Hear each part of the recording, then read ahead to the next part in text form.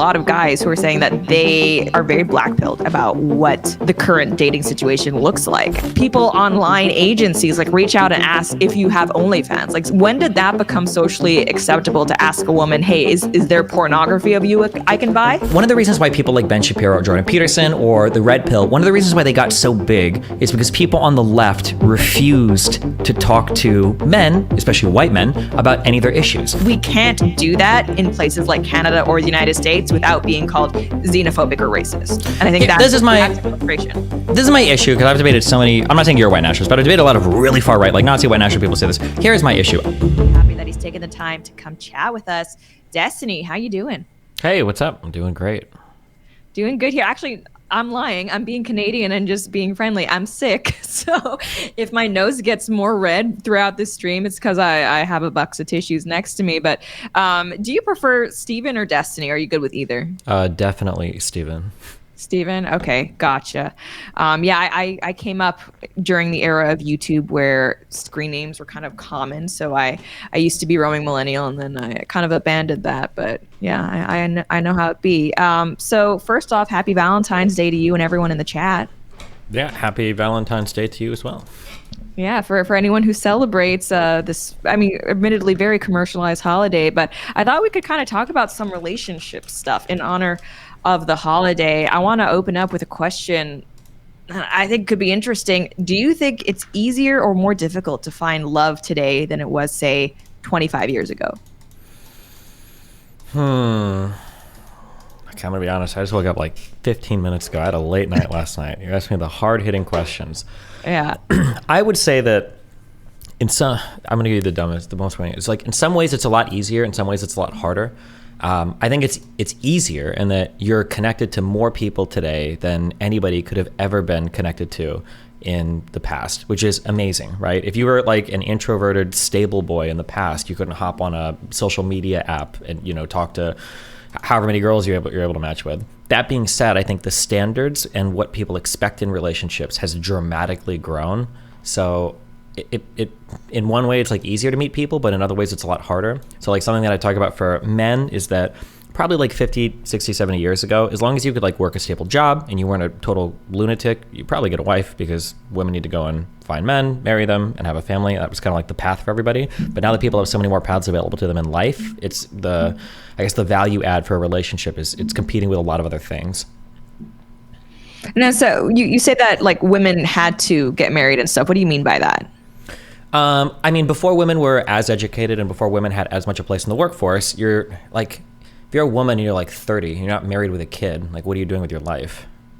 Because you're not really like, they're just like the pursuit of career and the pursuit of education wasn't as common of a thing. So it seems like that was kind of like the expected path for women to go down. And if your expected path is to be like a housewife and a caretaker, well, obviously you have to pair off with a man to do that because he's going to be the one that's working. So I feel like that was like a more standard path, like a more accepted kind of, people were kind of pushed in that direction in the past. So, I mean, in your opinion then, with the push for marriage that we saw in the past, was that mainly driven by women?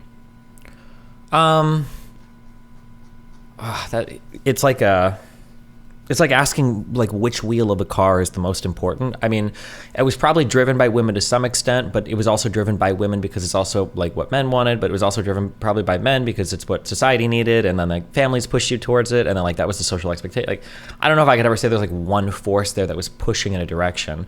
I would say that I guess if you look at it from a, I'm trying not to be too woke before 1 o'clock. But if you're looking at it from like a patriarchal point of view or whatever, like social factors are pushing everybody in certain directions. In some ways it's nice, in some ways it's not nice. I guess in one sense, it's nice that people kind of had simpler paths, and therefore you don't have as much decision paralysis or, you know, like choice fatigue, or it's like, fuck, did I make the right choice, or blah, blah, blah, because these are things were just kind of expected for you. I think that women probably enjoyed parts of it and didn't like parts of it. I think men probably enjoyed a lot of parts of it, didn't like parts of it. Yeah. We can dive, if you want me to go into deeper on anything, we can, but my answer is going to be very macro level right now, sorry.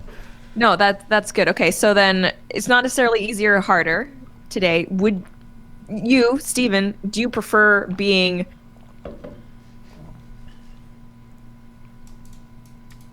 ago or 50 years ago or 100 years ago? Wait. Oh my God, you just froze for a second. I thought you were thinking of the deepest question ever. Hold on. Oh, no. Yeah, repeat that last thing. Sorry, the thing froze for a second. Okay, so Okay, assuming you're Steven, you're looking for love now, are you happy to be in 2024, or would you have preferred to be in the past, 25 years ago, or maybe even 100 years ago?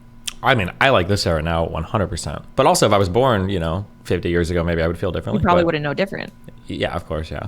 But hey, maybe in the 40s I would have been a Nazi, who knows? I definitely prefer this era now. But yeah, I mean, we're products of our time, so who's to say I would have felt 50 or 100 years ago, yeah. That's interesting, because I feel like from what I'm hearing from my audience, for men at least, there are a lot of guys who are saying that they are very black-pilled about what the current dating situation looks like. And from what I understand, it's because, I think nowadays the power has kind of shifted in terms of relationship dynamics. A lot of people think that women are basically holding the keys, not just to sex, which traditionally they always have, but also to relationships, and that if you can't even get in the door for that first initial date, then as a man, your power to technically control relationship status, that doesn't even exist to begin with for a lot of men. Yeah, I mean, I agree. The balance has swung really dramatically. My kind of explanation for this, I'm going to trigger the fuck out of your audience today. My explanation for all of this is I view there's a basket of feminine traits and there's a basket of masculine traits. And for a long time, religious people and red pillars and everybody's kind of coped that feminine traits are beautiful and masculine traits are good and they complement each other. But I think deep down, we all know that's fucking bullshit. All the masculine traits are really fucking cool. Having honor, having integrity, being a provider, being able to, stand up for your enemies and for your family and blah, blah. These are really cool things that everybody wants to do. I think we kind of deluded ourselves into thinking only men want that. Women want to be feminine and elegant and caretakers and breastfeeders, and that's the best thing ever. Not to say that these things are bad. I'm just saying that in the box of masculine traits, there's 80% of these traits are things that everybody wants. Nobody wants to be weak. Nobody wants to have to be taken care of. So I think as time has gone on, as women have gotten access to birth control and have gotten access to education and then careers, I think that what we've seen is women have kind of always had this feminine side. They've done a really good job at growing their masculine side as well. And men have had their masculine side, and that's it. And there hasn't really been a push for men to encompass more intellectual feminine traits. And so you've got this era now where women have become these Voltrons of all these different powerful forces. And now when you're a woman and it's 2024 and you're looking into the dating field and you're okay, well, who should I date? Well, you don't need a guy for sex because you have birth control. You're not going to get pregnant every time. And you don't need a guy for money. You can work your own job. So now the value add for a guy has to be really high, because before it was listen, do you want to be a unwed, unpregnant loser at 30? Or do you want to get with me because I've got a paycheck? And now if you're a guy, a paycheck's not enough, And yeah, I think women with jobs and birth control are kryptonite to guys who can only offer their wallet, which is the only thing guys have ever really been trained to do. So I think it's hard. I think it's hard for guys right now because socially they're just not trained, and nobody wants to train them or learn that, because feminist stuff sucks. When you think of feminist stuff, you think of blue-haired, sissy, progressive, crybaby guys. It doesn't seem like a cool thing, Yeah. Right. No, even feminists themselves are not lining up for the male feminist ally, cuttlefish person who's no. But it's kind of interesting because I feel like there are a lot of red pill guys who, strangely enough, share the same opinion that historically men were kind of there to be the breadwinners, but now that we no longer need men as women to be the breadwinners, it's kind of torpedoed relationships. I feel like as a woman, which will be my trump card throughout this stream, that kind of overlook, yes, obviously there was the financial aspect to it, but I don't think that's enough. I don't think that completely explains why we're seeing marriage rates decline, because I think there's a lot of women out there who, even if it were, let's say, a billionaire guy, 50 Shades of Grey, super attractive, whatever, they still want someone who's actually a good father and someone who's caring and an actual partner. And I think when there are a lot of guys who complain oh, well, women just aren't interested in dating nowadays. It's yes, we are. Women still very much are interested in partners, but I feel like men are kind of at a loss as to how to relate emotionally to women in that regard. I think that we can also dive in on any of these things on a deeper level. I don't know if I would agree with the women want a good father thing. Again, I think the expectations for parenthood were way, way, way different back then. I'm borrowing heavily from my own household experience, which I hear echoed a lot, and then I'm borrowing heavily from like sitcoms at the time, but I feel like the vast majority of the parenting was left up to the woman. And I feel like for men, the meme was always like, they go to work, they come home, you leave them alone in the evening, and then hopefully they kind of like play with you on the weekends. And that was like basically it in terms of expectations. And then like even like Boy Meets World and stuff, although I think that father was a little bit more emotionally in tune with Corey and Sean, but I feel like the meme was always like, go ask your mom, go talk to your mom, go talk to your mom about this, do it, I just gotta leave me, blah, blah, blah, blah. And I feel like that was kind of unironically the standard, I think, for a lot of dads at the time. And I think that the expectations for co-parenting, the expectations for emotional involvement of the father, I feel like those have all increased pretty dramatically over time. I really do feel like in the past, I feel like we over romanticize a lot of things. Oh God, I don't know how old you are now, but I'm 35 now, and now I'm old enough to where I see lower generations talk about the older generations, and I see how fucking stupid it is. And I know I've done this when I was in my 20s, but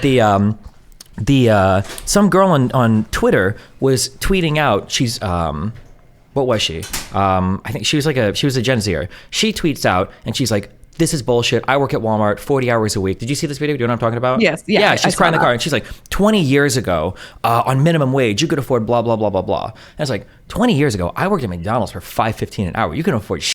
What the f? Yeah, you had to have a roommate. Yeah, you weren't, I mean, that's, I was on like the federal minimum when I was in college for sure. I didn't have my own like 1 or 2 bedroom apartment. No way. So I feel like when they talk about the past, I feel like they romanticize the out of a lot, where they're like, oh, the average man was like an emotionally stable guy that worked a hard job, white picket fence, good union work, mom had 3 kids, dinner on the table all the time. I think relationships were probably a lot more dysfunctional back then than we realize. How many people were on different types of drugs that were even legal back then, all the sexual and physical abuse, etc., that wasn't even reported because it was kind of expected. Also, we didn't have cameras and everybody's face to record every single mistake that you made, whereas today we can highlight all of it. So yeah.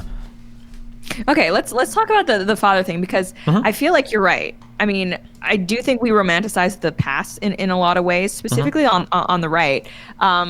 There are a lot of studies that show that millennial fathers are way more involved than their parents' generation were, and I think that's an actually good thing. I don't think that necessarily changes what I mean. Like, just so, because women now have the means to provide for themselves financially and everything like that, I think it means we're still looking for a man who can be there to provide for us, but it looks different. So, if we are going to be, out in the workforce ourselves, if the financial burden is now on 2 people instead of just 1, I think it makes sense that for both people to be giving 100%, which is what a marriage should be, right? It's not 50-50, it's 100-100. It means that the father should also be, way more involved than he was in the past. Not to mention also it's just your kid, and you should want that, like, regardless of how the working distribution is. Yeah, but I think the issue is that there's going to be some lag time there, because our fathers didn't have that training. And then our fathers, like, I love both my parents. We're very, very, very different people, okay? But I love both my parents. I don't think I've ever had an emotional conversation with my dad ever, and not for lack of trying. Like, I love him. He's a cool guy. I have a lot of respect for him, but he's just not wired that way at all. And I think that was normal for like a lot of boomer parents. I know a lot of people in my age bracket who, for instance, like, their parents never talked to them about sex a single time in their entire life because it was too much of an awkward conversation, or stories about girls that have their first period and their moms never warned them. In terms of like the level of involvement they would just be in class, and your uterus is falling out. You're like, holy shit, I'm dying. And their mom's like, oh, that's cute. It's like, it's not. So yeah, I kind of feel like on that, in terms of expectations for people changing over time, because the masculine traits are always so cool, and because women have kind of wanted to gravitate towards that, not necessarily in the super warrior way, but just like in being able to have a job and being able to make choices for yourself and not necessarily being chained down all the time. I don't think there's like a good voice out there telling men like, hey, it is good to be able to hold a conversation and, be emotionally receptive and responsive to somebody while you're talking to them. It is good to be able to go on a first date and not treat the girl like your mom, because it's the first time you've had somebody be emotionally reflective to you your entire life. Now you're going to trauma dump every single thing you can on them. It is good. Listen, I don't know if you've heard the term weaponized incompetence. Like, I'll watch dudes, put together entire computer systems and then be like, I can't work the washer or dryer because I'm going to break anything. Can you please do it? I can't do any housework at all. Like, come on, bro, you can do this.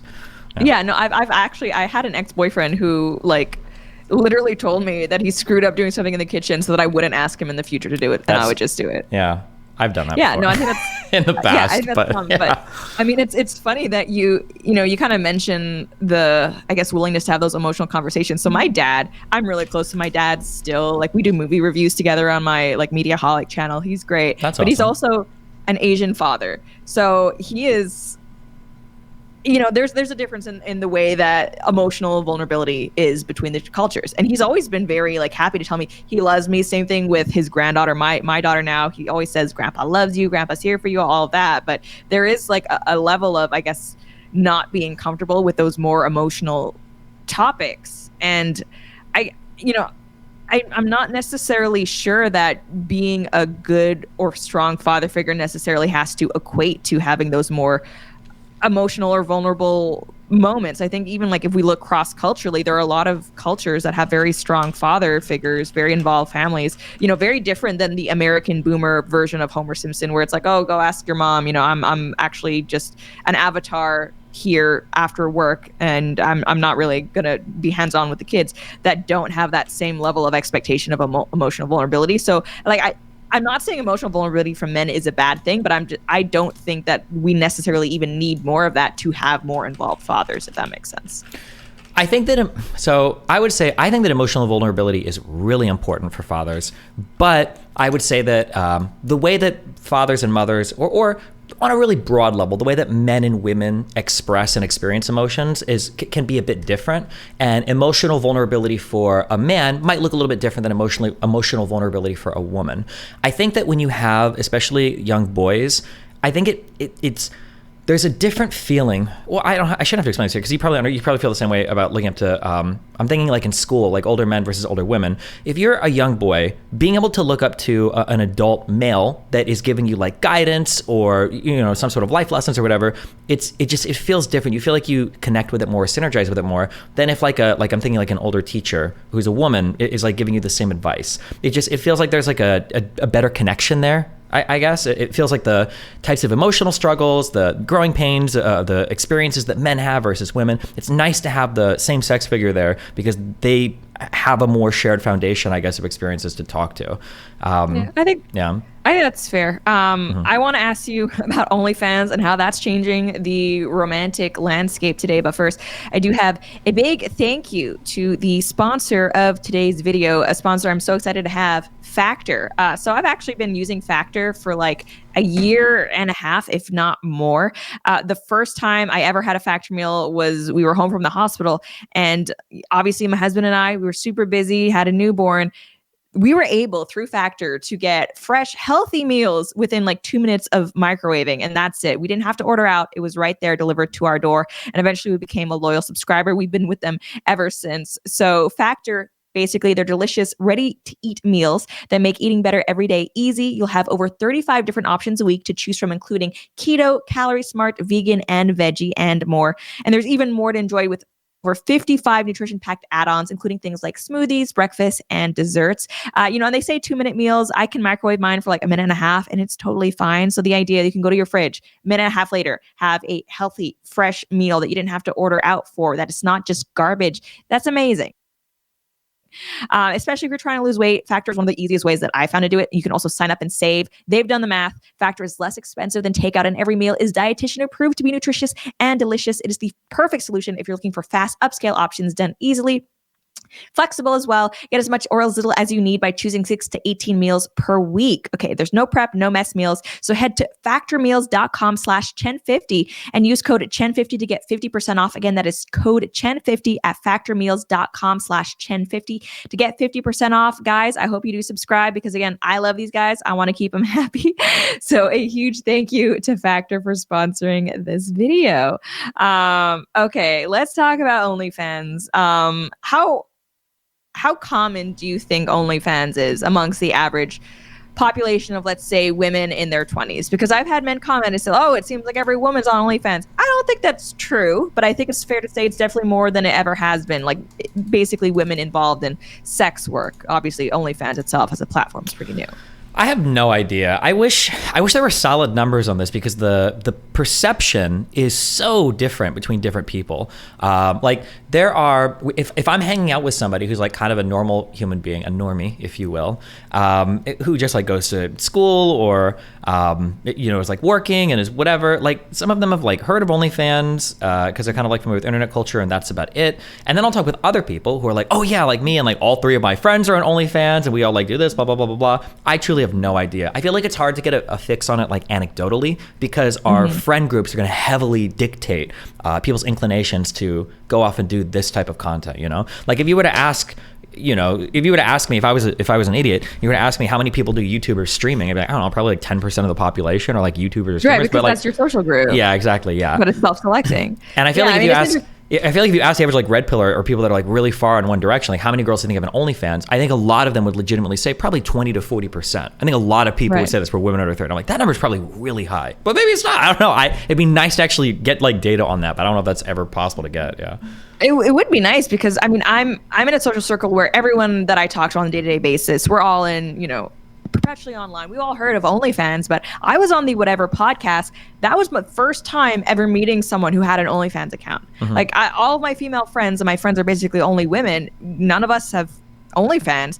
I mean, I do feel like there's a selection bias. So do you think that the idea that we are so heavily focused on, and I do this too, I've done a ton of videos about OnlyFans. I think it's fascinating. Do you think that's actually almost skewing the perception that it's more common than it is, and therefore hurting gender relations?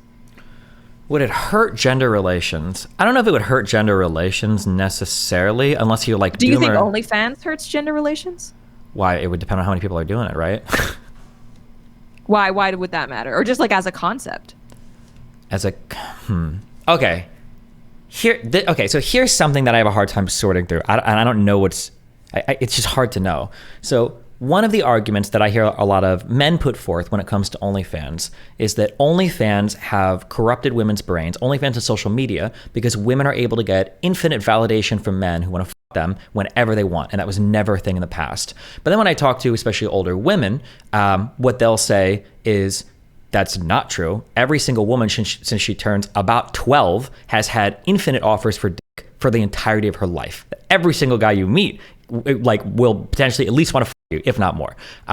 So that attention and that type of like validation has literally always been there. And the internet stuff doesn't really change it that much, other than it adds kind of like a new dimension to it, which the internet has for like everything for everybody. So has OnlyFans like skewed or changed perceptions in relationships? I mean, I would say probably not, but if it has, I would say that it has insofar as like the internet in general has skewed and changed all of our perceptions about relationships. But backing up to that thing we said before, if like 50% of girls did OnlyFans, maybe that would affect it a lot more negatively. It's hard to say, but I will say something that's a little bit annoying is that it felt like porn on TV was okay, porn in magazines was okay, porn in video games was okay, porn on the internet was okay. But for some reason, as soon as women started to like kind of control it and earn all the money themselves, now it's literally like a society-ending plague that needs to be ended as soon as possible. I find that a little bit suspect. Yeah, go ahead. I guess it depends on who you ask. Like porn on the internet and on TV and in magazines was okay. I think there's a lot of people that would say it was not okay. But I mean, even if we say that, all right, people weren't as upset about porn in magazines as they are things like OnlyFans, I think it's reasonable to say that, the abundance of something like pornography does matter. Like there's a difference between saying you can buy pornographic material if you go out, if you buy a magazine, and it's just kind of like it's relatively vanilla, and it also usually if you're buying something like that, you're going to be consuming the same content and you're less likely to be desensitized to it versus what we have going on right now. Like I think it's fair to say that how we're dealing with pornography as a culture, as a society, is not something that we as a species have had to deal with. Like, what does your sexual drive look like when you basically have anything you could ever think of, and a lot of things you would never even imagine at your fingertips 24/7?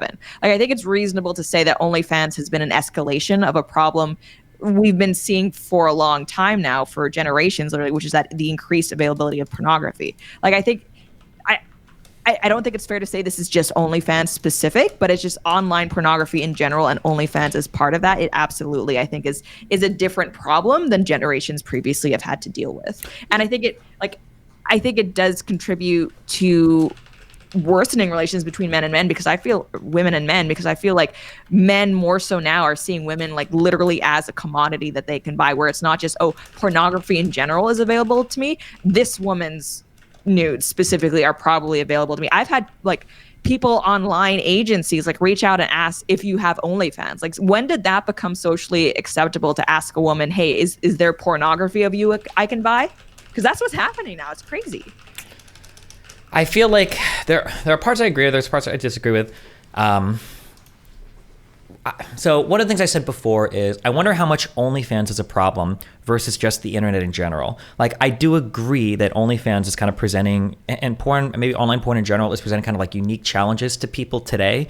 But when I brought up the thing that OnlyFans makes me really suspect about people's intentions is because while people have always had a problem with porn, it's pretty rare outside of like very religious communities, and even at that, it wasn't the most common thing, to find like young men that are these staunch advocates against pornography outside of very religious communities. And I feel like that's driven by something a little bit more than care and concern for fellow men and women. I feel like there's a bit of jealousy or a little bit of envy, or the idea that like this random chick that doesn't know anything is able to make all this money, and this person, blah, blah, blah. I feel like there's an envy or jealousy driven aspect there. I gotta be wrong. This is a feeling I have.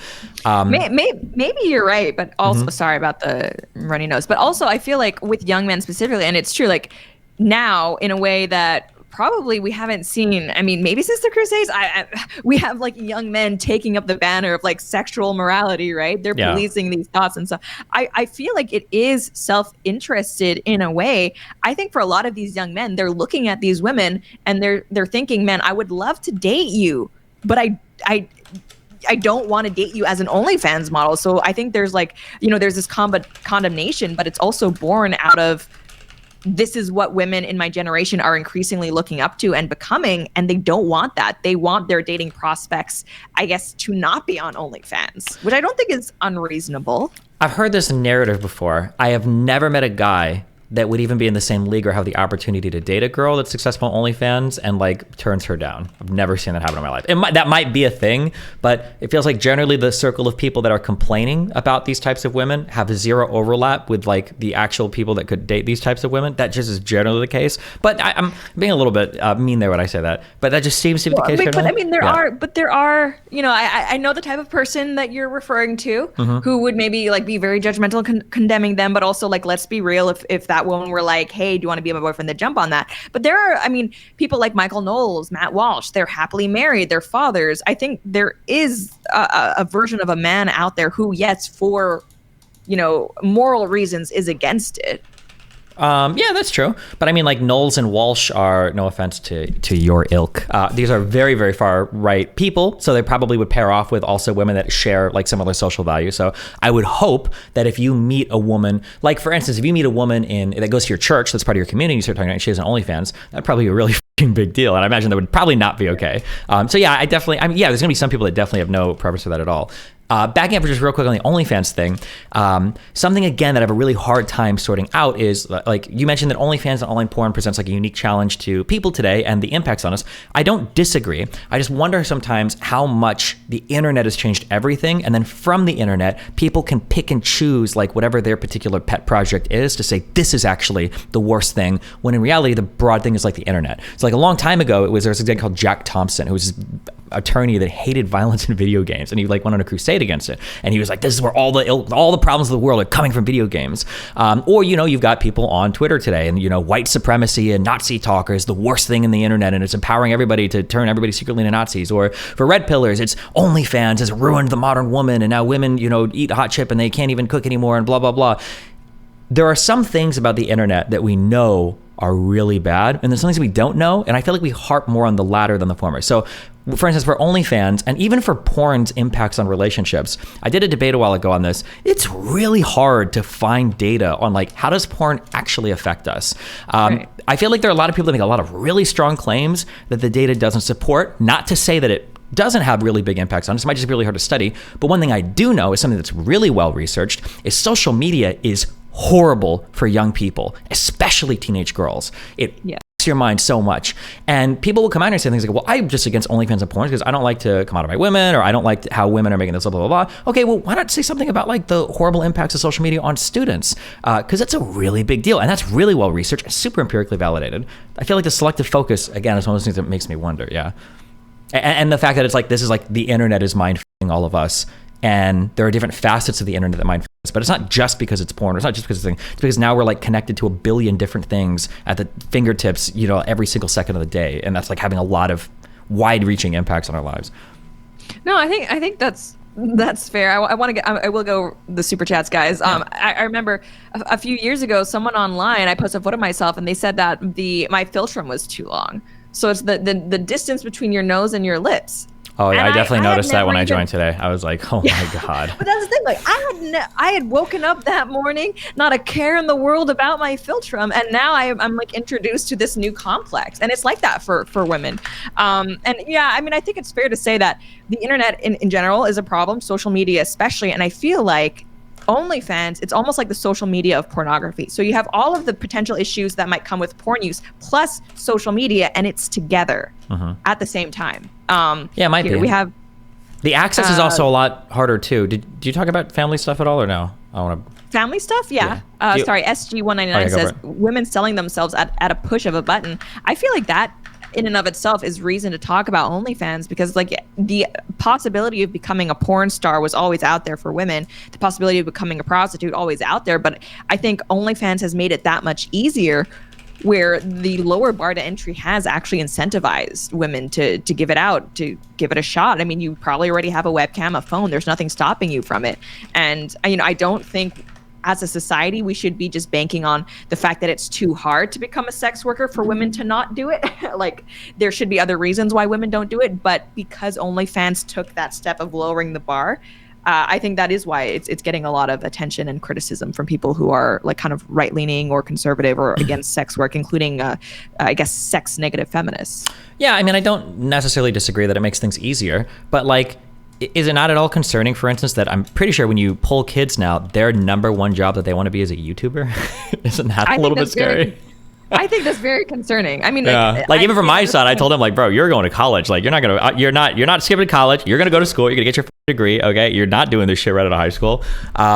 Yeah. I just think that, I do agree that there are problems with internet stuff because it's so ubiquitous now. Like when I was growing up, the things that they would always say to parents are, hey, monitor your kids' behavior, monitor your kids' internet activity, which I think when we were growing up, I think was possible. Well, actually, wait, I don't know your age. Again, I'm 35. I'm 29. Okay. So yeah, it was definitely possible. Like I remember when I was a kid, I grew up with dial-up internet. It was like, do you need to make a call today? I would like to surf online. So 100%. And you've got like one family computer that is in the family room. Yeah. Today, God, bro, kids get like iPads at school. Their library books are like connected to the Wi-Fi. Like everything is insane today. Kids will find whatever, and there's no way to keep them off of anything because you could ban every single internet device in your household, and they might have a friend on the bus that has like an extra phone from a sibling that they just give your child, and you have no control over it whatsoever. So, I would disagree. You have no control. It's really hard though, because we're hoping to homeschool. I have extended family who their daughter is like 12. She doesn't have, a smartphone or anything like that. Well, guess what? Her friend does. And so, I mean, basically through that proxy, you can't really control. And that's why I'm not against talking to kids about this and having like upfront conversations. Hey, there's going to be stuff online. I'm not trying to control you, but at the same time, you're my steward, like you're my ward. I want what's best for you. And there are things that you're just developmentally not prepared for. That doesn't mean it's always going to be the case, but like I feel like you have to have those conversations as a parent. Like you can't just be like, oh, it'll probably be fine. Like, no, your kid is definitely looking up like hentai and weird tentacle stuff. Like you don't assume they're not. Yeah, maybe they thought they were goblins. I think that the one of the reasons why people like Ben Shapiro or Jordan Peterson or the Red Pill, one of the reasons why they got so big is because people on the left refused to talk to men, especially white men, about any of their issues, because they were white supremacists, because they were, patriarchy and blah, blah, blah. So they're like, I'm not going to talk to you. Screw you. So what do? They all went to the right and they were like, oh, well, I'm just going to listen to these guys because if you're not going to talk to us, they will. And I feel like sometimes conservatives or people on the right or people with these concerns, I feel like sometimes people make a similar mistake where they look at the stuff online And what's really happening is, I think when kids are going online and they're finding stuff, I think they're filling voids. They're getting information that they're not otherwise getting in their life. And one of my, not to get into a huge culture wars about it or whatever, but one of the big issues I've had with conservatives, especially growing up in a Catholic household, going to a Catholic school, where if you got caught having sex with anybody, you were expelled, even outside of class, just for my background. Is no, when it wasn't just inside class sex that would expel you. No. It was like where, like, if teachers had like a credible reason to think that, for instance, like a woman had an abortion or whatever, you were expelled from high school. It was Jesuit high schools, all girls in their schools, all boys in our school. It was very, very, very strict. One of the things that is irritating is it feels like sometimes for conservatives, the answer is like no drugs, no sex, no bad things on the internet, abstinence only, and that's it, and boom. And when that's like your template for dealing with your child, what happens is if the kid doesn't get any information realistically from the parents about the world, they're going to explore on their own. And now you've ceded that teaching ground to their friends at school, to porn stars on the internet, to crazy people on YouTube like me. And you've completely lost the ability to mold or shape any of their thoughts going forward because you have like a zero tolerance policy and everything. And I think it's been a big mistake from parents in the past and even today to some extent. Yeah. I don't think necessarily that zero tolerance is the problem. I think zero communication, zero trust, that's the problem. So I'm not somebody who is a just appeal to authority type of person. I don't want that. And I think if you're trying to raise a child who's a critical thinker, you don't want to be a parent who is always saying, because I said so. It's very... I think that is the weakest thing, and I would never accept that from a boss. I would never accept that from a government, so I would not expect my child to expect that from me. But I think there are a lot of parents, yes, including religious parents, who they do think that because I said so is justification enough where it is not. So I think we need to be clear with kids, like, okay, why don't I want my daughter to do drugs? Well, I don't want my daughter to do drugs because, especially as a young child, your brain is developing. These are substances that can harm your brain, even if it's something like marijuana that could be okay later, right? There's also reasons like some of these things are addictive. They could actually end up chemically controlling your life. Like, I think it's okay to say, I don't want my kid to do X, Y, or Z, but you need to have a valid reason. And I think you need to be articulating that to your child.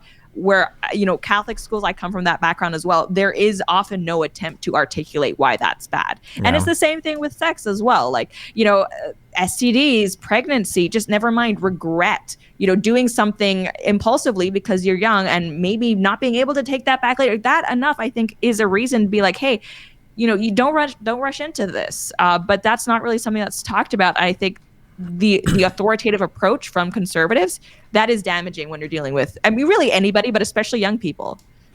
Yeah, I 1,000,000,000% agree. It feels like if you don't give your child like a realistic outlook on things that are going on, then the problem is if they discover anything that breaks the mold, they're not going to trust you on anything. And like I said earlier, they're just going to look to other people for guidance. I don't know if you guys had DARE growing up, but I heard so many crazy things about like alcohol and marijuana, that like these substances were so unbelievably harmful and toxic and terrible for you.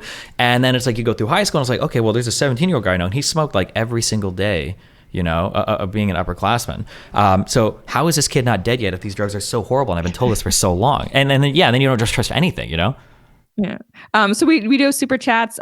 Myth Informed Milwaukee. Roseanne was a good example of working class families in the 90s. If that's Sean behind the account, we were just talking about you, buddy. Destiny and I will both be at the Vulcan in Austin, April 27th, it is, I believe. So check out tickets for that event. Marriage causes divorce. I don't think many guys are wired for emotional conversations. Some guys are on the spectrum or introverted. Men are from Mars, women are from Venus. Well, I'm of the belief that there's been an explosion in like autism diagnoses, not necessarily because people are that much different than they were, let's say 50 years ago, but it's because we've basically tried to medicalize men's personalities. Like I hear a lot of the descriptions of how you might know you're on the spectrum, and I'm just like, that's men though. And that's okay. You don't have to be emotional as a person. It's okay to be a man. I don't know how much I would agree with that take. We're gonna have to jump down the medical rabbit hole. But you're a man. Like, and I hear this from women like all the time. Like, I think my husband's on the spectrum. He doesn't understand like my emotions. Like, I have to explain these to him. It's like he's just a man. And obviously autism is real. I'm not saying it's not, but I feel like women are used to a certain level of emotional communication and awareness that is not realistic for a lot of men. I wonder if the problem is it not realistic, or does nobody even think it's worth pursuing? This is like an experience that I've had because I've talked to a lot of different types of women. If I'm talking to a really far left, like wokey woman, okay, if I'm up in Portland, if I'm hanging out in Seattle, I had a woman from Portland once tell me that she actually thought it was really cool when I opened the door for her and I opened my car door for her. I also have a very aggressive and edgy personality, and for whatever reason, I guess the guys that she associates with in Portland are not like that at all. So really basic, like chivalrous things, like having a somewhat like masculine demeanor was something that she really enjoyed, and she felt like for like wokey progressive guys, she didn't get that at all. And that's kind of the stereotype online that like, oh, like really far left, like guys are so weak and blah, blah, blah, and they're not masculine at all. And they might be lacking an aspect of masculinity. That could be true. But something I don't hear mentioned as much is if I talk to conservative people, talking to a woman who's only talked to guys that are super conservative her whole life, to be able to talk to a guy that can actually hold a conversation, that like takes an interest in like her hobbies or things she wants to do in life, or is capable of like having a back and forth, or has some level of emotional intelligence, or can do some level of consoling. Like these are things that are like, holy shit, I didn't even know men were capable of doing this. I thought I could only talk to my girlfriends about this stuff. This is the nicest thing ever. I feel like people have this issue where they go off into like one part of the political spectrum, and then they craft and mold their entire personality around it, rather than trying to like have a really healthy collection of different types of traits. I think every single person should have a really high degree of like masculine and feminine traits, and I think that these two things play off each other really well too, in my opinion. Yeah, I wonder sometimes because people say like what you just said, like, oh well, men are just all kind of like autistic. I mean, do they really have to be? I don't think that's the case. I feel like that's just laziness on men's parts. Yeah, but. Yeah, I mean, I don't necessarily like associate autism like with not like asking questions or like having a conversation, but I feel like for a lot of women, like if you are expecting your husband to maybe pick up on cues and understand why you might be mad at him, that's what a lot of men like, oh, we're not mind readers. Like from a female perspective, we're not asking you to be a mind reader. It's just that if we were to observe something that would upset our friend, like we would understand the emotions behind it. For a lot of men, you do need to spell it out, and I think that's okay. But I feel like hold on? I want to read those situations. I want to fight you on this. Okay, I'm curious because you're married now, right? Yes. Okay, maybe I'm self-reporting, or maybe it's just the community I'm in.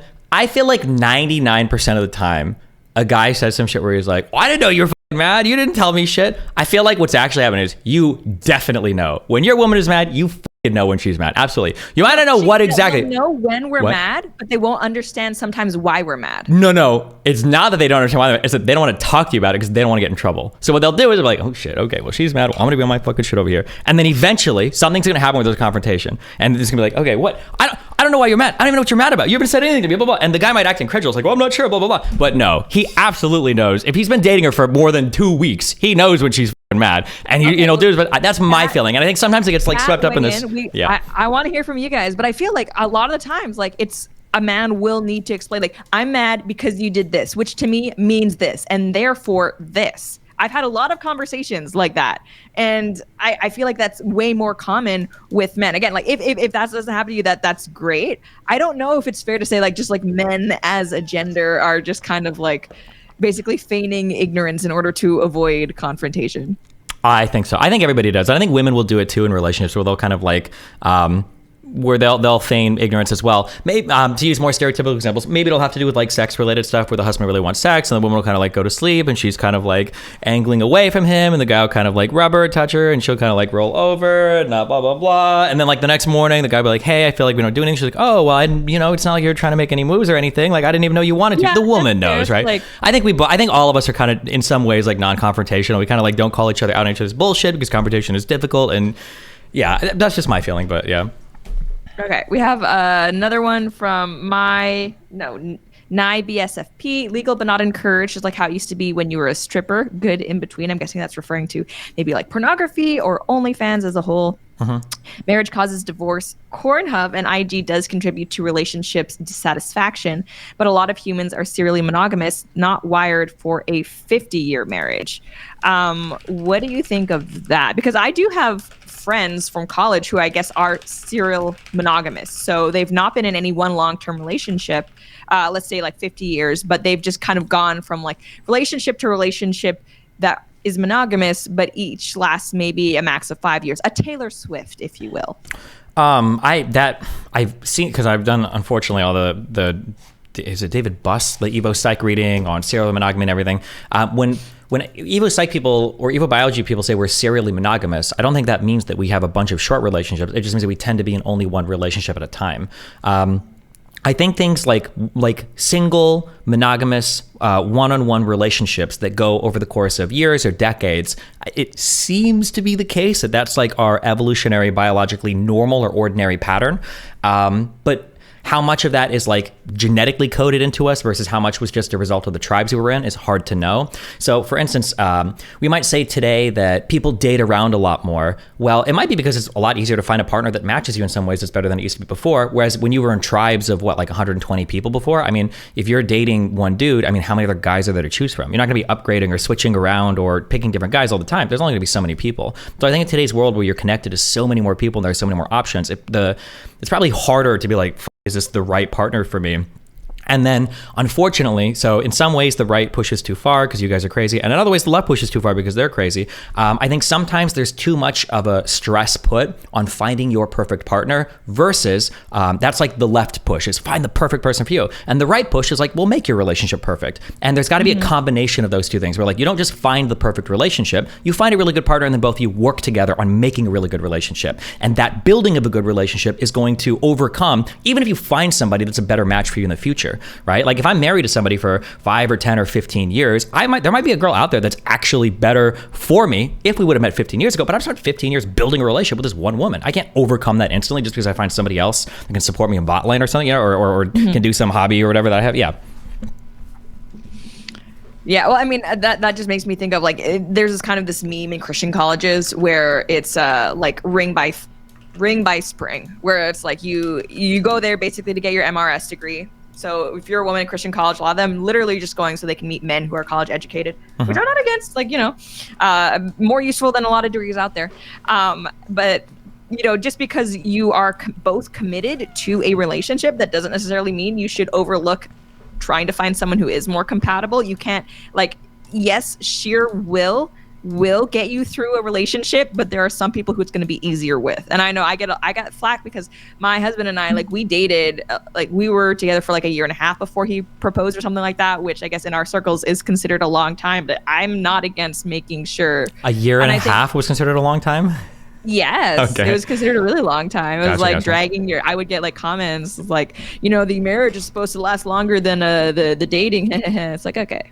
Jesus. One of them planning on killing you? My God. Chicago Faucet. If naked women is pornography for men, is a money to afford a luxurious lifestyle pornography for women? I would say pornography is more pornography for women. Like women do, especially like pornography where women looks different than men, but women use pornography. Women struggle with the same issues with pornography for men as well nowadays. So it's I guess covers both genders. Leo 50 Perez, Destiny is a girl's name. Based. Yeah.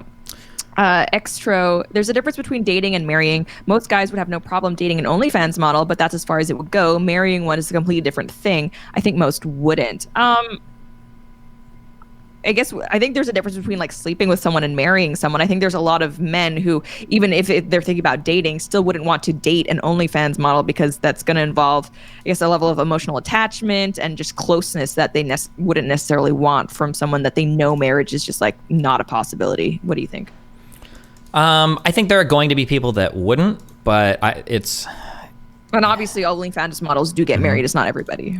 Yeah, it's hard to tell because of the types of people in certain communities. So like it's sometimes I have to take a step back and I'd be like, who the fuck am I arguing with right now? Like sometimes this is gonna be really condescending. I'm so sorry.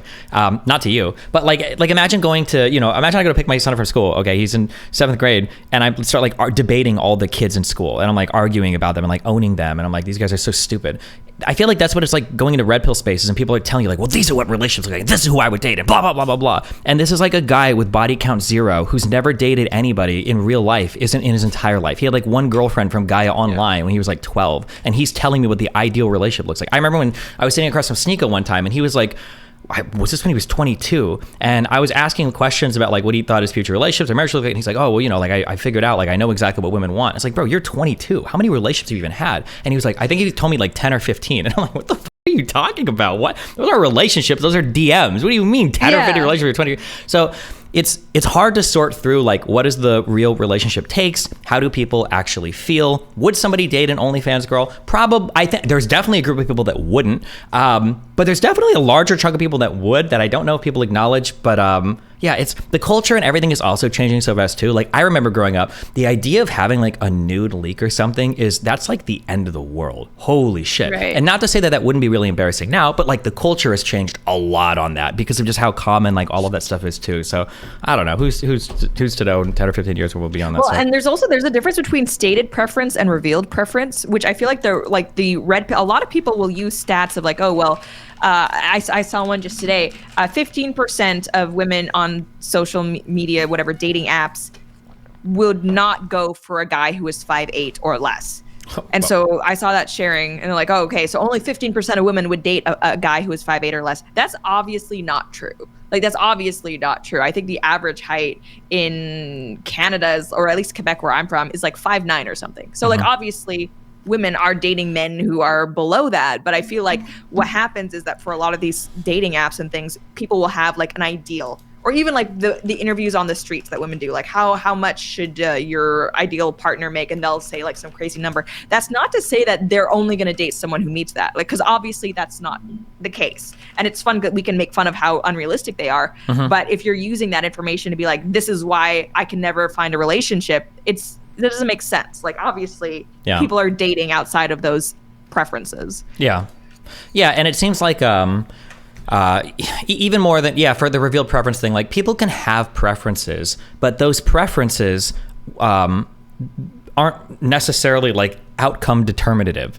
You know, like somebody might say, like a woman might say like, oh yeah, I'd like to date a guy that's 6 feet tall. And I think for a lot of women, I think that's true. And for a lot of guys, like, I'd like a woman who's like 5 foot, small. I think that's cute when you have like small girls. But if you meet somebody that checks off enough boxes, I don't think, unless you're like part of the 0.001%, a woman is never turning down a guy who's 5'9", who checks every other box, who's not 6 feet tall. And a guy is never turning down a woman who's like 5'6", who checks every other box because she's not 5 feet tall. So like people can have these preferences, but they're pretty fluid and they're pretty malleable. And people meet people that surprise them all the time and then start to feel differently about whether they date them or not. I think that's like a fact of life, The McClone Code says it's good to teach your kid obedience, but it can't be the only thing you teach them. And I'm like, maybe it's my personality type. I don't even like the term like obedience, because I feel like obedience denotes just like you're doing it because someone says you're doing it.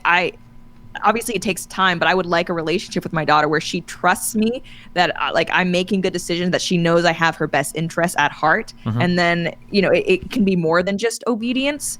And I feel like that also it's because I'm anti-government. And so anytime I think of like what I want the relationship between me and my daughter to be, I'm like, would I accept this from someone who's supposedly in a higher position of authority than me? Marriage causes divorce. Interestingly, men who are successful, like Bill Gates, Elon Musk, etc., are probably on the spectrum and divorce, but are still good for humanity. I don't know. I don't think anyone is making the case that like getting a divorce means you're bad for humanity. I don't know. I feel like, I don't know what that means by better for humanity. I mean, they probably contribute more, but sure, I guess, yeah. SG says, Lauren, what are your thoughts on Galentine's Day? I don't have a problem with it. I saw a post that was kind of saying that it was creepy when one father sent his daughter flowers every Valentine's Day. I don't think Valentine's Day needs to be only about romantic love. So yeah, celebrate your friends, celebrate your family, people you love. Why not? Jesse Urban says, just be careful with that advice though. If you end up going out to dinner with like your brother, people are gonna look at you weird if you're like both like 18. Sorry, I just want to give that caveat. Yeah, if I'm here, but go ahead. Yeah. Do you think the Obama divorce law changes have contributed at all to the state of marriage? What do you think? I mean, there's a lot of people on the right who are saying no-fault divorce laws, we need to get rid of them. They're killing everybody. Wait, but I thought divorce was a state issue. What are the Obama divorce laws? Did they change something federally? That I'm not sure of, because I'm pretty sure it is I'm not sure exactly what Jesse means, but I think he's probably referring to... I don't think there's anything wrong with no-fault divorce. I think that if you want to keep people together, I think that we should like help people learn how to do relationships better and figure out how to do that. But the idea of like we need to keep people from getting divorced who want to get divorced, personally, I'll take a stronger stance on this actually. The only reason people complain about no-fault divorce is because they have this idea that women just get divorced because they want to, and because there's so much to gain from it, and because being a single woman who divorced a guy is like the sexiest, coolest thing in the world, and you get all of his money and his alimony, and every guy that complains about this is a broke loser anyway, so he never has to worry about alimony. I'm wholly unconvinced about these like uncontested divorce or no contest divorce. I don't believe it. I think it's dumb. If people want to get divorced, let them get divorced. But if you don't want people to get divorced, help people find better partners in marriage, and then help people like maintain their relationships better. I agree that I think if we are pro-marriage, pro-family staying together, and we are literally just relying on I physically, legally cannot divorce this person, we've probably already lost. Yeah. It's probably not a position of strength to be coming from. Justin Green, had a woman complain about a source of stress, and when that source of stress abated, she was sad and got mad at me for celebrating for her that the source was gone. I invalidated her emotions, WTF. Okay, some women are crazy, as you know, sometimes it doesn't make sense. I'm not here to say otherwise. Spoiler alert, that woman's probably mom died, and she had cancer, and it was stressful for a long time, and the guy was like, good, at least she's gone, and now she complained. He's like, what's going on? Guaranteed that's what, I don't know, I'm sorry, forget okay, if it's something like that, then that right there is an autism moment. Yes. Every time people make vague complaints, I always say, give me the details. 50% of the time, the other person is crazy. 50% of the time, the guy or the girl, because women are crazy too, no offense, or take offense, when they actually give you the details of the circumstances, they're like, okay, you're the one that's crazy here. You're the one that's in the wrong here. So it's always funny when people make vague complaints, like this person yesterday complained, and they say that I'm always ignoring them just because they don't respond to every single text. Like, can you tell me what's going on? And then you find out that they like ghost their partner for like 4 days at a time when they've been dating for like 6 months. Like, bro, yeah, I don't know. Well, I've brought this up before on stream, but one of my favorite pages on the internet is r/AITA. So am I the asshole? It's just basically people are like, here are my personal problems. Please judge me. And I'm like, yes, would love to. And no, it is funny what details people will omit in order to make themselves look good. Thunderstorm, less siblings means less communication skills. Also, less communal culture means less connections. Can't replace culture with ideology. Yeah, I mean, I think having a sibling teaches you a lot about life that is hard to replicate otherwise. Jeremy Willis, there are many messages to men re emotional improvement. Why do women receive no equivalent messaging around self-improvement? They are good as is. I think that's a legitimate thing to point out. Ali Beth Stuckey, she's talked about like the toxic culture of self-love or self-acceptance a lot. Basically, if you can't have me at my worst, you don't deserve me at my best. Like, no, it's okay to have partners who kind of want to pull you toward a better side. And I think there are studies done that the relationships that tend to stay together the longest are ones where they feel that the partner is kind of there to help them be accountable, or even like to push them in a better direction, rather than just enabling them in whatever they may be doing at that certain time. Yeah, I think that this is another one of those things where it's like, you know what an MRA is, men's rights activist? Yes. Like, there are things where it's like there are issues that need to be talked about, but it feels like the people that carry the banner for these issues are the worst types of people ever. When people talk about like women need to work on things too, that's definitely true. But then when I look at like, if I think of like things that women need to work on, like being more forward, I think would actually be helpful. And Zoomers absolutely play these insane games with guys where they're constantly waiting for the guy to make the first move and they refuse to do it, and dumb shit like that is annoying. Women being too agreeable, especially in bedroom related stuff where women are like, will very easily get pressured into sex because they don't want to say no, or because they feel bad, or blah, blah, blah. Like, I think that there are areas here where there's good room to give advice to women, or women expecting their boyfriends or whatever to be the same types of like emotional pincushions that their friends might be isn't always a fair expectation. Et cetera, et cetera, et cetera. There's a lot of good advice I think you can give broadly, like women, to self-improve. But the people that always say women need advice too, they need to self-improve, here's what they need to do. One, stop being an over-entitled fucking cunt. Just because you can sell pictures of your fucking feet online doesn't mean that you're entitled to a six-figure fucking man. Just because you blah, blah, blah, blah. Like, that's always, I was like, bro, calm the fuck down. What the fuck? It's like the guys that say like, oh, well, the reason why I shit on fat women all the time on Twitter is because I just think it's not healthy. And health at every size is really damaging to women's health. It's like, okay, well, have you ever said anything about how like birth control might be damaging to women's health? Like, why is this the one issue that you fixate on? I never believe the intentions of people. I'm sorry, I poisoned the well so hard, but there are women's issues that should be talked about that they can improve on. But oftentimes the people that carry that banner are fucking insane, in my opinion. All right. Tom Selden, can Destiny explain dog warts? I've heard him mention it before, but I'm not sure what it means. I don't know what that is. Without getting too into it, basically, there was a guy that came into my stream one time, and we got I think the conversation started with if you were a miniature person, would your cat eat you, basically, or would they like you or be nice? And then somehow this turned into dogs, and somehow the conversation evolved into like if there was like a Hogwarts for dogs and dogs could cast any spell they could, what kind of spells would they cast? And then it was just a dumb conversation of like if there was one spell a dog could cast, would they do it in a way that like helps their owners? Would they secretly hurt their owners? It was a really off dumb thought experiment in that direction, but yeah. Okay. Siege D, howdy Lauren. Glad you're doing these live streams. Would you like to collab with Rollo Tomasi or Michael Sartain to get better information? Rollo Tomasi, I've heard of. Michael Sartain, I've not. Rollo Tomasi, from what I understand, he was trying to collect nudes of Brittany Venti in order to hold them over. So like, I'm happy to talk to people who have different opinions than me. That's fine. But if someone is like genuinely pretty toxic, which it kind of seems like Rollo is, I'm not really interested in that. Like, I don't want to have someone on stream where like I have to worry about whether they're going to, I don't know, try to blackmail me about something in the future. That just seems like it would be a headache. Huh. The McClone Code. Men in their degeneracy love degenerate women. Men in their regeneracy do not. As a culture, where ought we aim? Men shouldn't date OnlyFans girls.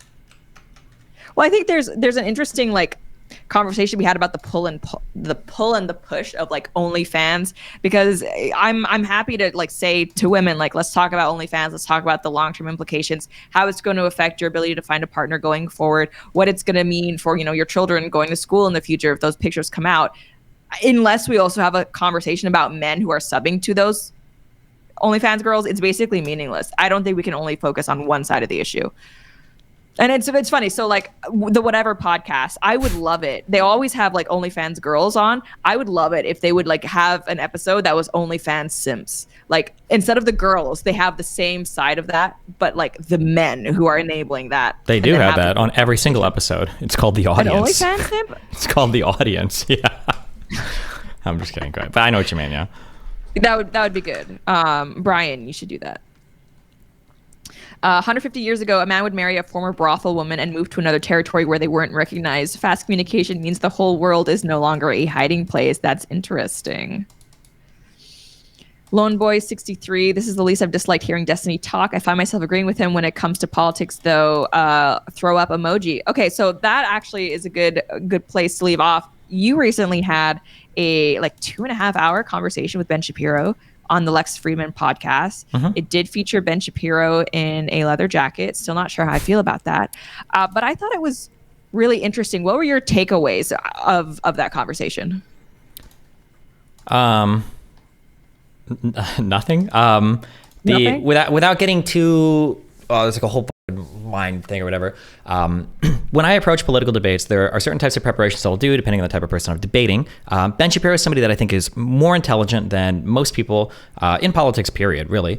And for a debate like that, it would be really fun to take one or two topics and like really tear them apart for 2 or 3 hours. Since this was our first conversation ever, it was more probably a trust building exercise of anything else on my part for him to show that I'm not insane. So I think we probably bounced off of like 9, 10, 11 or whatever different topics in the course of 2.5 hours. So it was like an okay conversation. But when I have somebody like Ben, it would be really fun to like, I want to talk about like the Abraham Accords for like 3 hours. Or I want to talk about like schools for like 3 hours rather than, well, let's each do 2 sentences on each topic and then move to the next thing. So it was like a fun conversation, but we didn't get quite as deep as I would have wanted to, but that's not like his fault or anything. It was just because it was the first time we'd spoken to each other. Yeah. All right. Well, I mean, you bring up schools, and I thought that was, so you brought up something called like the conservative merry-go-round. Would you mind explaining what that is for people who haven't seen the video yet? And if you haven't seen it yet, by the way, you should watch it. Yeah, I feel like sometimes when you're trying to push for incremental change, I feel like conservatives are really good at pumping the brakes on everything by saying this won't fix everything, therefore we shouldn't do it at all. So I think the 2 things I brought up to Ben is, I'm pretty sure the 2 most empirically backed things to help students in school is, as stupid as it sounds, one is air conditioner. I want to say there's research where it's like every degree lower a classroom is, there's like an aggregate boost to like children's grades. So go ahead. So I heard you bring that up as like something that we should be investing. What exactly, how was that study done? Was it done kind of just where they measure the overall like temperatures at different classrooms and then they extrapolate, or was it done in a control where they actually were themselves controlling the temperature of a classroom and then comparing it to different classrooms where it's like the same teacher and stuff? Jesus, man, I didn't read the fucking methodology. I just read the abstract on this. It was a study that from I think a few years ago. I just Googled. I'm not trying to like do a gotcha, but the first thing I thought of when I heard you say that was, if it is a study where they're literally just looking at like temperature versus student performance, a lot of like the global South does not have air conditioning, and they would, I would imagine, have like lower test scores, but it's not necessarily the air conditioning that's the problem there, if that makes sense. That's just where my mind went, and that's why I'm asking about how what exactly the study meant. This particular study somehow was able to link doing modeling was able to link like different, like the degree increase would reduce learning by some. It was without air conditioning, each 1 degree Fahrenheit increase in school year temperature reduces the amount learned that year by 1%. I would have to dig into the methodology exactly for how they study that. But I know there are other studies that link a lot of adverse impacts for higher heat in schools of just like kids up a lot.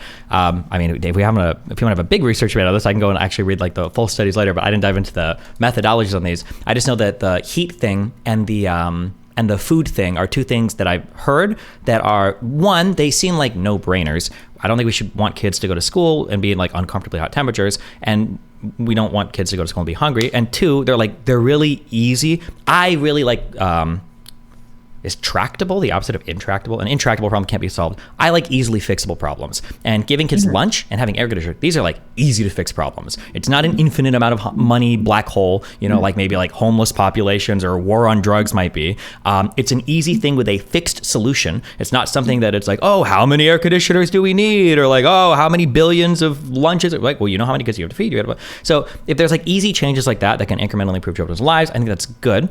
But the problem is when you make suggestions like this, and we could point to any number of other topics as well, sex, abortion, whatever else, it feels like conservatives say, well, that's not going to fix the whole problem because the actual problem is, and then it'll be some really abstract thing like the family. And it's like, okay. Yeah, which is what Ben Shapiro was saying. Yeah. Right. And then when the solution is like, okay, well, how the we fix the family, like people get married for a whole bunch of different reasons. People have kids for a whole bunch of different reasons. People make choice. And then Ben is like, well, shotgun marriages. I'm like, come on.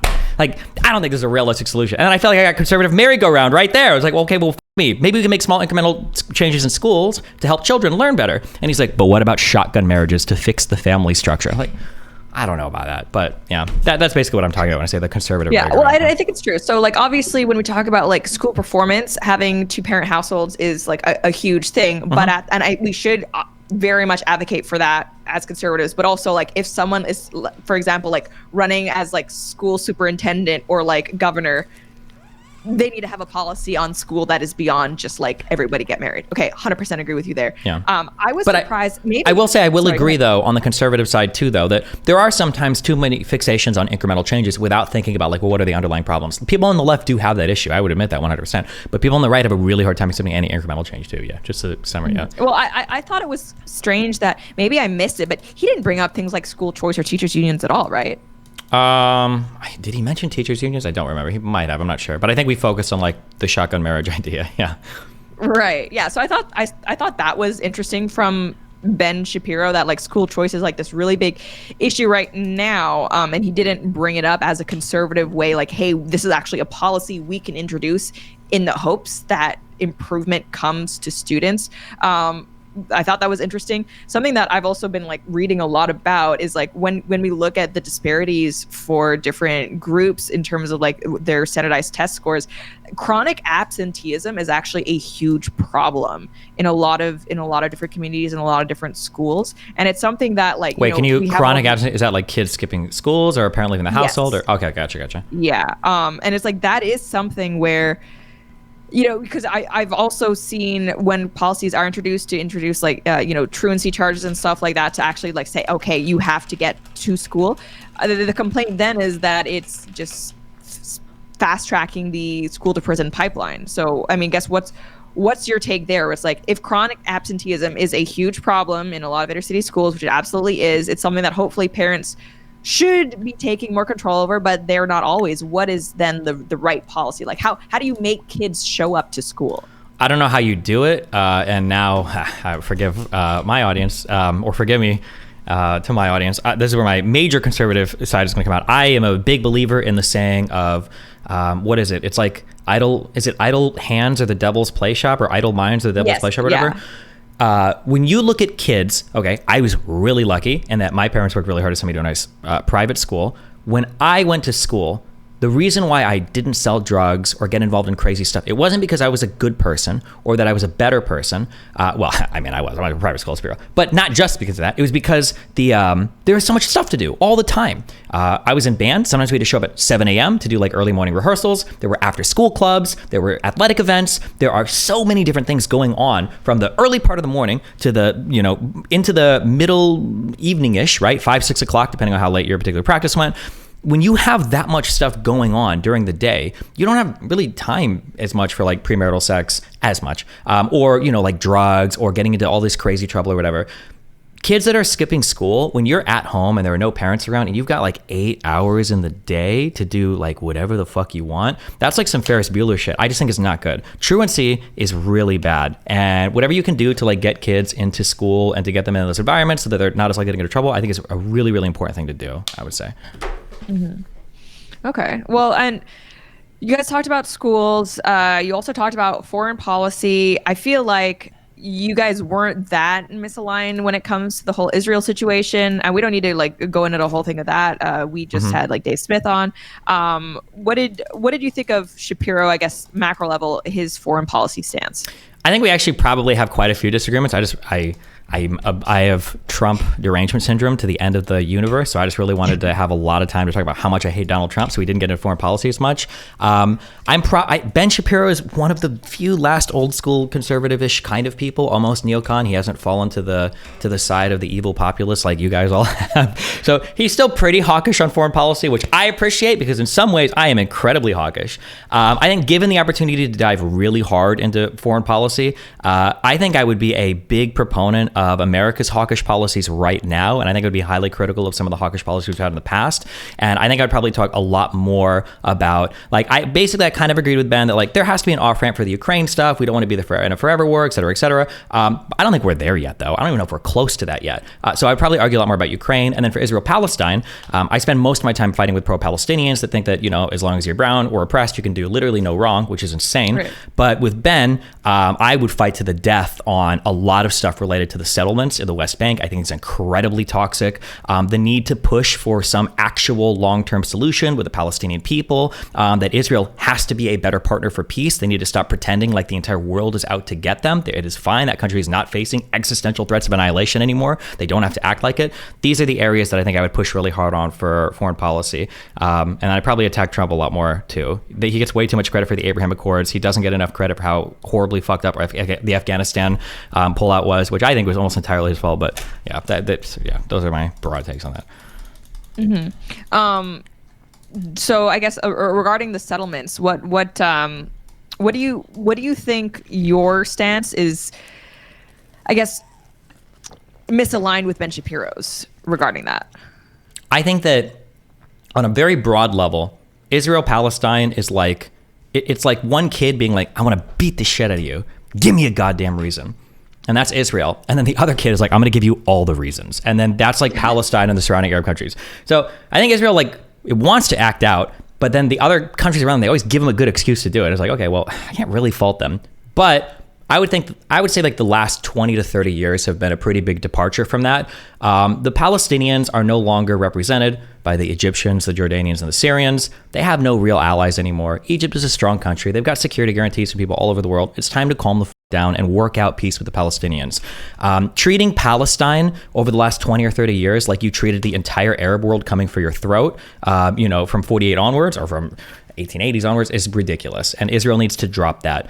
The settlements have been a disaster for peace negotiations. I don't even know how you do it anymore. To say that like, well, we'll negotiate peace, we'll figure it out. Well, you're continually encroaching into territory that is occupied is just like, it's stupid. It's untenable, Okay, sorry. Do you support? I mean, we've been seeing that the U.S. Biden, he's actually kind of started to draw criticism from hardcore Zionists because he's starting to condemn the settlements. We've seen even, I think he's starting to say that they're going to reject visas for settlers. Is that something you support? No, I do not support the revoking of visas for settlers. I think that Biden should hold all Israeli aid, every single dollar we send them, contingent on absolutely halting the settlements right now until the problem gets fixed. I think Biden didn't go far enough with that. I think the settlements are ridiculous, and every single new house that goes up is an impediment to some sort of future two-state solution. So I think that there needs to be massive repercussions. You're in favor of a two-state solution? Yeah, I think that's like the only realistic solution there can be, right?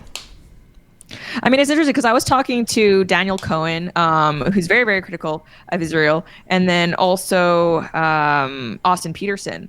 And so they were like kind of like Austin Peterson is very, very pro-Zionist, Daniel Cohen very, very critical, but they both were in support of a one-state solution, equal rights for Palestinians, Israelis, all of that. The way that Austin Peterson, I guess, was arguing for is that Israel would just annex Gaza, but then through doing that, give Gazans like full rights, full citizenships, which I thought was interesting. Listen, if you ever want to have any of these people set up a debate with any of these, I would gladly do it. The problem is that it would never work in practice. The issue is that Israelis don't trust that Arabs or Palestinian Arabs, given equal access to voting, would vote with their best interests in mind.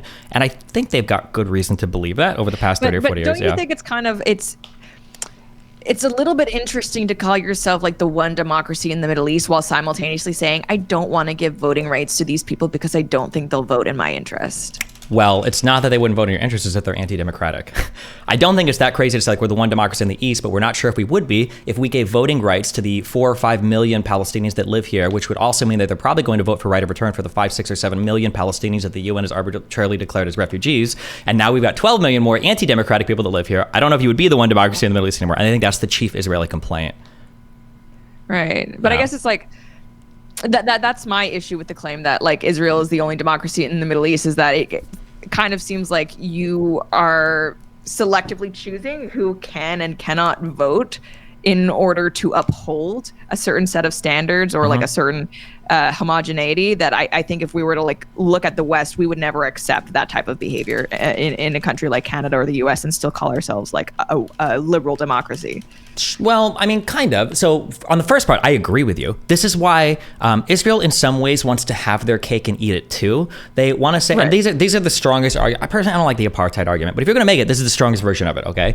Israel wants to say this territory is not a state, okay? The West Bank and the Gaza Strip, these aren't states. This is we occupy this territory because we're trying to figure out what to do with it. Okay, well, that's fine.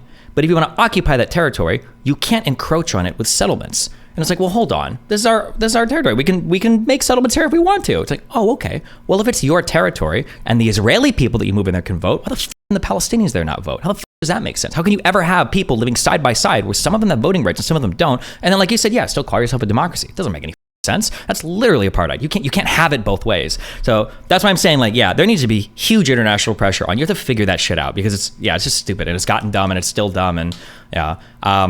As far as like accepting it in the West, it's hard in America and Canada especially to compare because we're as much as it triggers all the white people to hear it, like we are immigrant countries and our values and the threats that we face from demographic changes and everything it's way different than people in the Middle East. Like if you come to the West, you're coming here for a particular set of reasons, and usually it's because you broadly align with ideas related to liberalism and whatnot. Like I've said this a million times in the past and I'll continue to say it, like I have no problem in the United States. I will be at events. I don't give a there are Muslims around me. I'll tweet whatever crazy shit about Muslims I want. I would never go to the Middle East. I would never be in Dubai and tweet some of the shit that I do about Muslims. I don't even know if I would do that in Paris or London and tweet some of the shit I do about Muslims. But the people that come to the United States or Canada, well, at least the US, I can't speak for Canada. You guys are fucking wacky. But at least in the United States, like we're very much like an immigrant country. So to compare our demographic standards and how we enforce our stuff to like Israel is a lot different, I think.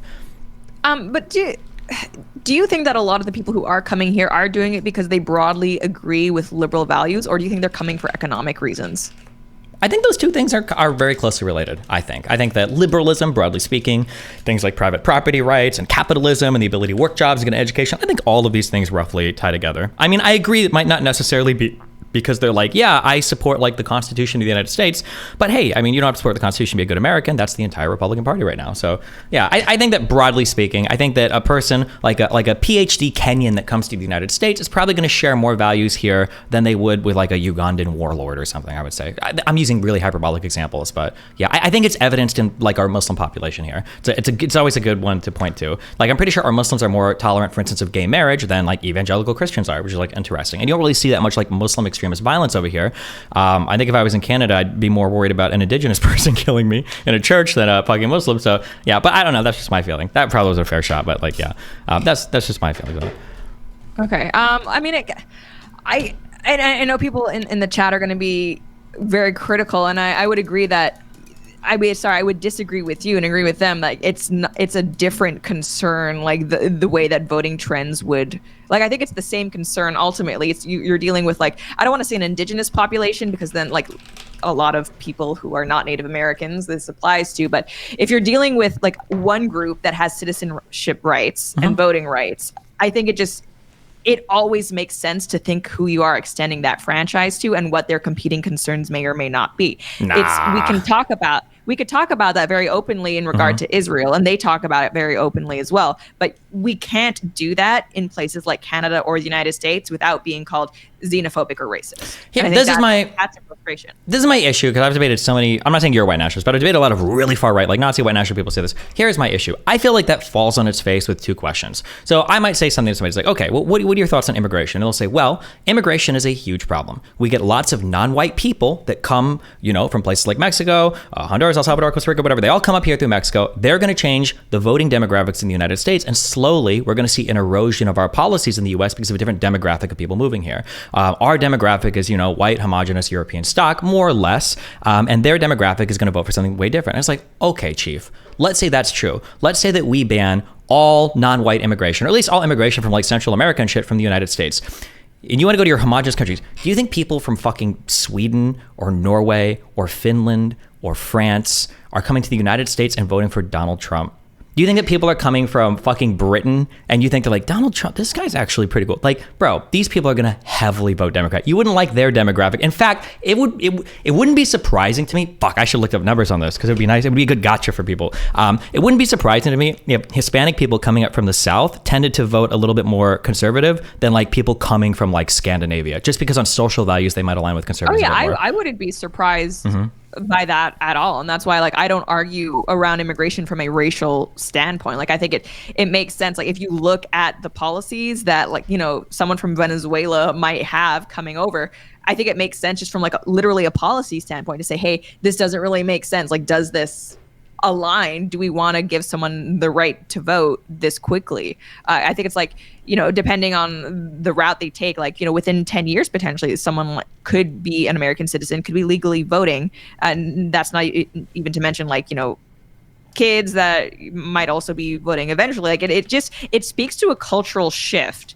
And I don't think it makes someone a white nationalist to be concerned about that. And never mind, like, the reason why we have so many politicians who are very gung-ho with mass migration, it is from an economic standpoint, like Social Security and all that. It doesn't actually solve the problem that people in America and in Canada, in our Western countries, aren't having kids. Like, there's this belief that if we just import enough people, then all of these programs, these government programs we have, they'll be fine because we'll have more people. Like, but does that make up for the fact that Americans, Canadians, Brits, whatever, aren't actually having kids themselves? Like, I don't think it's a Band-Aid. The kids thing is an interesting problem on like 3 different levels. It's an interesting ethical dilemma. Is it a dilemma? Should you be able to compel people to have children? That's a really... I'm not for compelling people, but I think we could have more pro-natal policies and a more pro-natal culture. So my understanding is pro-natal policies, I think, almost ubiquitously fail. I could be wrong, but I feel like I read in World War II, I think especially in Italy, I think they tried a lot to encourage family growth. But the reality is they're doing some pretty cool things, and they are one of the few countries where the birth rate has gone up a little bit. Which country? Hungary. Okay, I can't speak to Hungary right now because I haven't looked at that. That could be the case. But I was going to say, I don't know as much of pronatal policies. Pronatal culture, I think, can definitely be a thing. Because there are some groups of people, isn't it like it's all the fucking settlers, I think, in Israel. Don't these people pump out kids like crazy? I think like Israel is one of the only developed countries in the world with like a huge birth rate still, unless that's changed recently. It is actually still. I used to live in Utah, and like the birth rate within Utah is very different. Especially like, I forget, like the one area where it's like, Salt Lake City, like Provo, where all the Mormons are living. Like the birth rate is very high. So it is possible to have people in developed countries who do have very high birth rates. Certain religious communities do have that. It's just by and large, worldwide, we've seen that as economic development happens, birth rates plummet. Yeah, and I think, which is a problem. Yeah, that's this is it kind of goes back to our first thing about like pornography and stuff. I think that we always assumed, this is going to sound really mean, I don't mean to sound mean to any parents or whatever. I like kids. I love my kid. But I think that for a long time, we just assumed that like women like to make babies and like have babies and be moms, and like people want to have families and big families and blah, blah, blah, blah, blah. And I think we assumed for a long time that that was like a really built-in fundamental feature of our biology and not like a consequence of some social thing. And I think as life has grown to provide people, especially women, with a lot more alternatives, the competition for having a child is really high now. Again, if you go back like 100 years, and you're a woman and you're like 22, well, what the f are you gonna do besides like having kids? There's like not much for you. Other help around the house, I guess. There's just not much else for you to do. But now having a child is gonna compete with, well, you at least want to get your 4-year degree in college, so you're putting it off at least 4 years. You're not shopping around for a serious relationship. You might want to start your career. If you start your career, well, now you're putting off for another 5 years. So now we're like approaching 30 before we're even seriously considering having a kid. Whereas before, women might have started dating in their late teens, 18, 19, don't get too excited, libertarians, or like their early 20s, and they're already looking to like start families. So I think that the societal changes and what's competing for attention to have kids is a lot.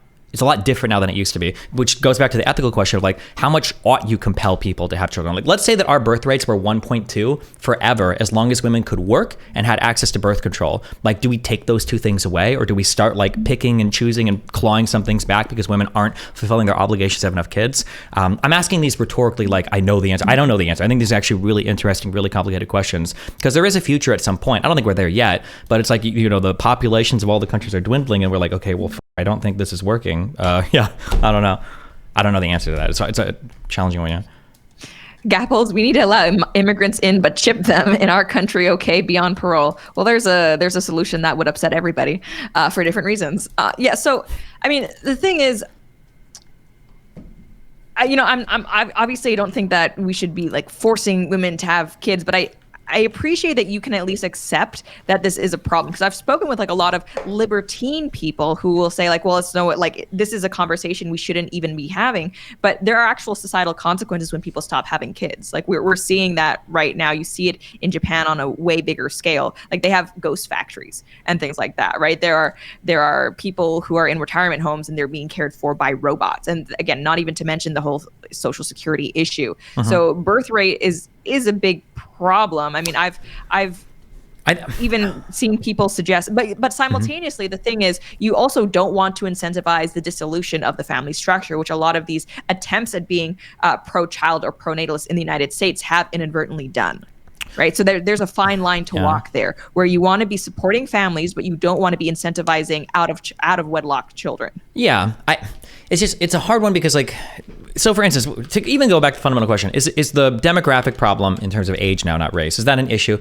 I don't actually think it is right now, and my guess is it would probably take several generations for it to be there. I'm going to give the WEF spooky Klaus Schwab trim the population answer that everybody hates. But like, if we lost like 20 to 30 to 40% of the, that's probably way too much. If we lost like 5 to 10% of the human population, technically, at least in the short term, there are a lot of problems that get way better. Housing becomes way more affordable because you no longer have as many people chasing the same number of houses. If you are worried about like climate change or pollution, that's not as big of a deal. Your cities aren't as crowded. Like technically losing some population in the immediate short term alleviates some problems. Because I know that like up until, like 2005, I feel like all we heard every single day was overpopulation, it's going to destroy us all. And then it feels like in 10 years, now we're like, holy shit, we're going to lose all of our people, where the planet is depopulating, and this is the worst thing ever. And it's like, I don't think we're there yet. And who knows, maybe there's like an equilibrium state that we reach where it's like at some point be like, okay, well now I do want to have kids because there aren't as many people competing for the same number of things. There's also, go ahead.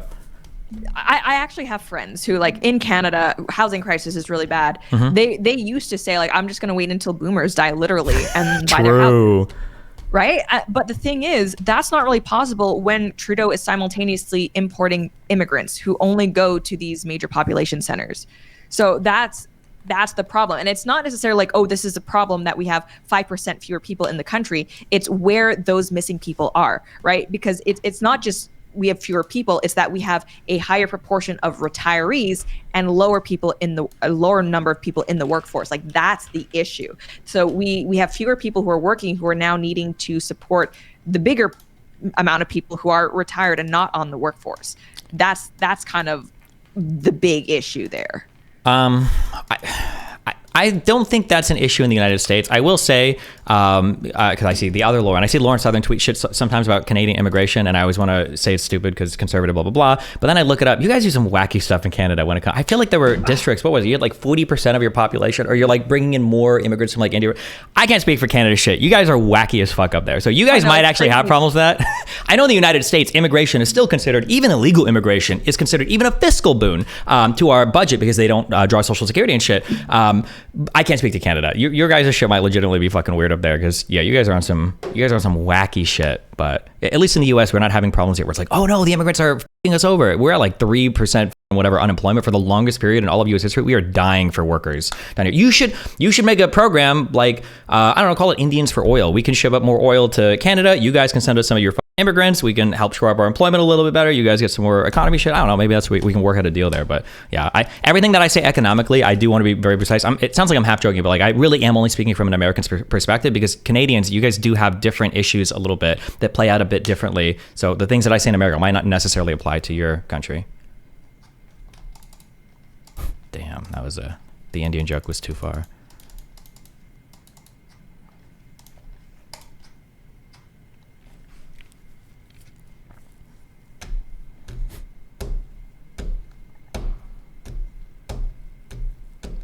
It was comparing her to the other Lauren. That's a big no-no. I shouldn't have done that, especially with the same name. There's probably a lot of competition there to be the biggest and baddest.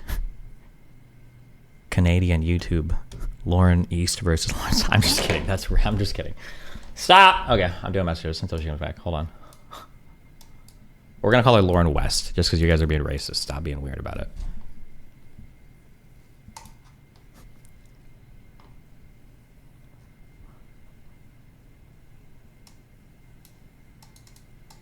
Is she even Canadian? I thought so, isn't she?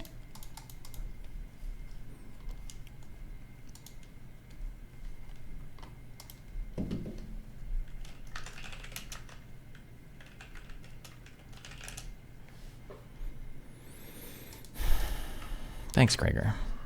Would you ever chat with Ben Shapiro off stream to build up some rapport? If you wanted to, yeah, sure. But I feel like I'm encroaching on somebody's time, which is incredibly rude, by the way. We're going to talk about that. As soon as I'm done with this, we're going to talk about that. I will have my diva moment today.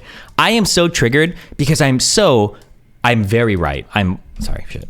But you guys don't understand because I'm a diva. So my internet pieced out. That's why I'm on my phone. Very sorry, guys. Sorry to leave you stranded on my own stream, Destiny. That is embarrassing. Oh, well, it happens. Damn. Canadian internet or? No, so I'm in.